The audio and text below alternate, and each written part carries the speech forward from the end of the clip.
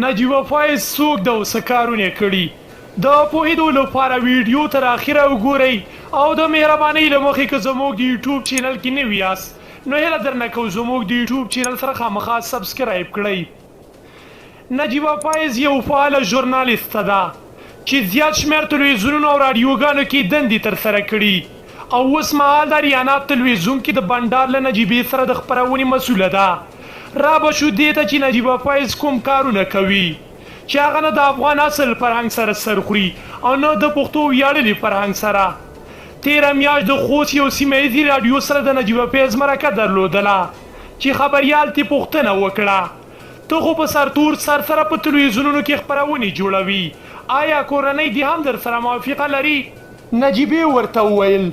دا زما خپل کار دی هېڅوک ما سره کار نه لري هر څه چې زما زړه وغواړي کوم یې زه خلک خوشحالوم څوک چې زما پرمختګ نشي زغملی نو سوځي دي. نجیبه فایز وویل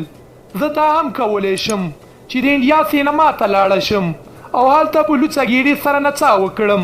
هر څه چې زما زړه وغواړي هغه کوم هېڅوک ما سره کار نه لري. نجیبه فایز ډېر په جرأت سره وویل زموږ خلک په خپل هم پرمختګ نشي کولی او څوک چې پرمختګ وکړي هغه هم پرمختګ ته نه پرېږدي. نجیبه فایز څخه پوښتنه کیږي چې تاسو پسې خو ټولنیزو رسنیو کې ګڼ شمېر لوڅې ویډیوګانې او انځورونه پورته شوي دي هغې باره کې څه وایي؟ نجیبه فایز وایي زه ازاد ژوند لرم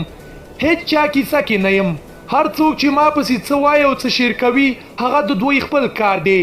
نجیبه فایز بل فاحش کار دا دی چې د ټیک ټاک په نوم اپلیکیشن چې ټوله فحشا پکې روانه ده چې ځوانان او نوی نسل بدعملۍ طرف ته بیایي. ټیک ټاک اپلیکیشن چې د چین له لورې جوړ شوی دی چې تیر کال پلی سټور ته پبلیک شو د بهرنیانو یو کاره لومه ده چې زیات شمېر خویندې او وروڼه پکې مبتلا دي.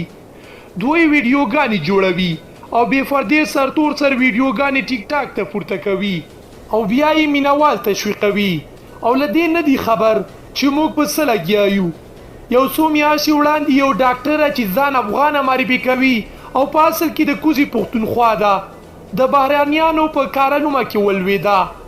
هغه په لومړی نیمه شکل لایف راتله او مینوالو به تشویقوله چې وروسته یې په لایف توګه قرآن کریم وسوځوو چې یقینا دا ډېره د بدبختۍ خبره ده.